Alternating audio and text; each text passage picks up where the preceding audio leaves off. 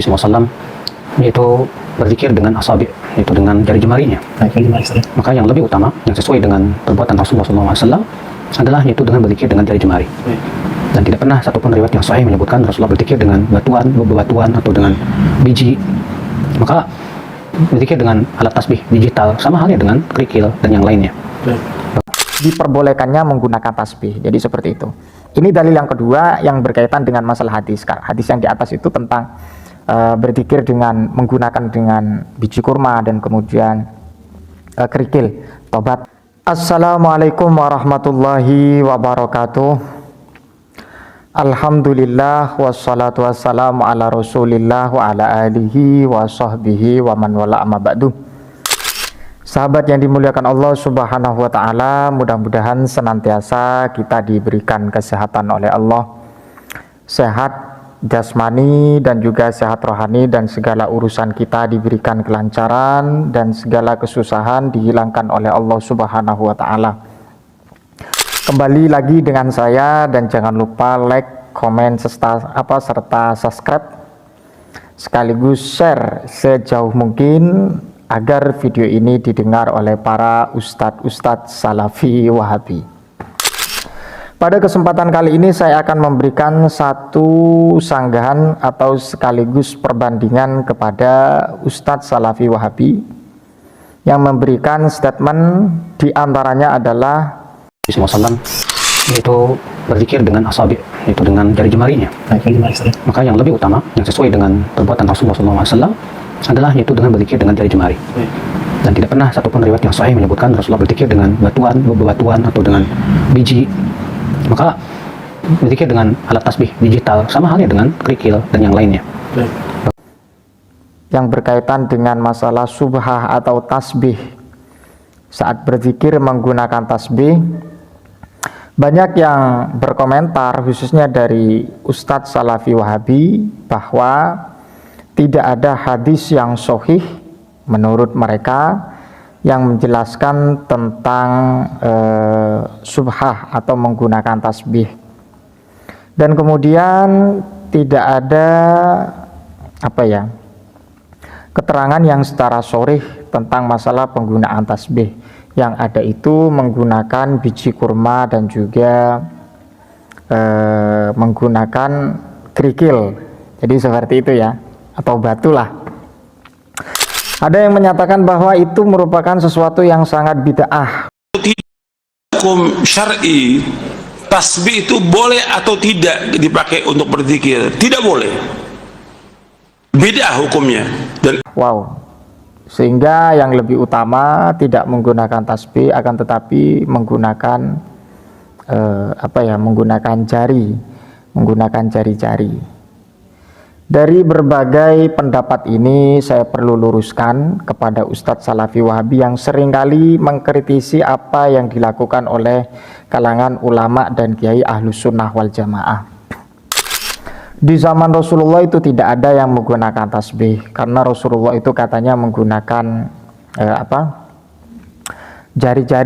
menggunakan jari-jari, dan kemudian yang menggunakan kerikil itu tidak sahih katanya. Itu diantara yang mereka menjadi persoalan. Untuk menjawab, maka saya akan menyajikan beberapa redaksi. Yang pertama adalah riwayat dari Imam At-Tirmidzi. Warawayna fi Sunan Abi Daud wa Tirmidzi an Sa'ad bin Abi Waqqas radhiyallahu an annahu dakhala ma'a Rasulillah sallallahu alaihi wasallam.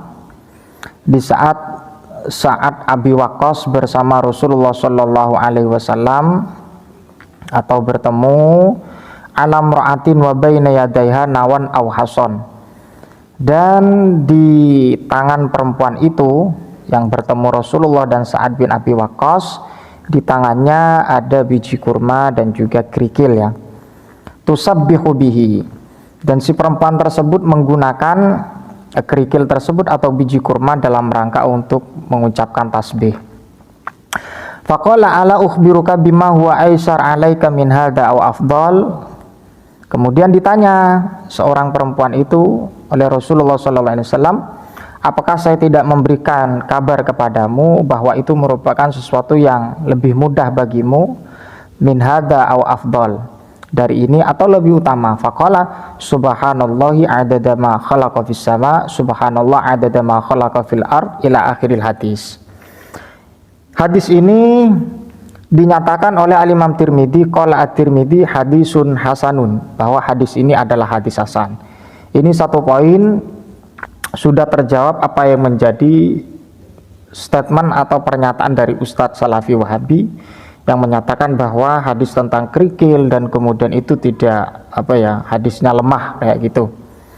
Ternyata Al-Imam At-Tirmidzi menyatakan bahwa hadis ini adalah hadisun hasanun, dan perlu kita berpikir secara cerdas, berpikir secara dingin.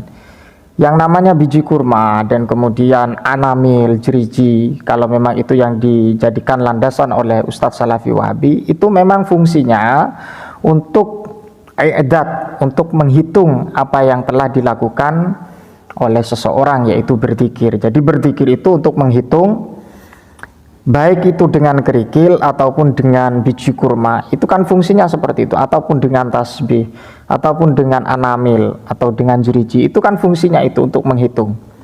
Tidak kemudian itu dikatakan sesuatu yang bid'ah, apalagi hadisnya ini disebutkan oleh Al-Imam At-Tirmidzi bahwa ini adalah hadis hasan, bukan lagi hadis dhaif. Jadi seperti itu. Dan kemudian Syekh Muhammad bin Alan As-Siddiqi memberikan penjelasan bahwa faqala fi hadis Sa'ad As-Sabiq, hadis yang diriwayatkan oleh Sa'ad bin Abi Waqqas As-Sabiq yang telah lampau, wa hadza aslun sahihun bi tajwizi subha bi takririhi sallallahu alaihi wasallam, bahwa hadis tersebut itu merupakan satu argumen atau satu landasan, bahwa hadis itu satu argumen dan sekaligus satu landasan yang sahih bitajwizi subhati bitakriri sallallahu alaihi wasallam, diperbolehkannya menggunakan tasbih. Jadi seperti itu. Ini dalil yang kedua yang berkaitan dengan masalah hadis. Hadis yang di atas itu tentang berzikir dengan menggunakan dengan biji kurma dan kemudian kerikil atau batu. Dan kemudian juga diteruskan oleh beliau Syekh tadi ya, Syekh Alan As-Siddiqi, wa hasilu dzalika anna isti'malaha fi i'dadil azkar al-katsirah allati yulha al-ishtighalu biha anit tawajjuhi li dzikri afdalu minal aqdi bil anamil wa nahwihi.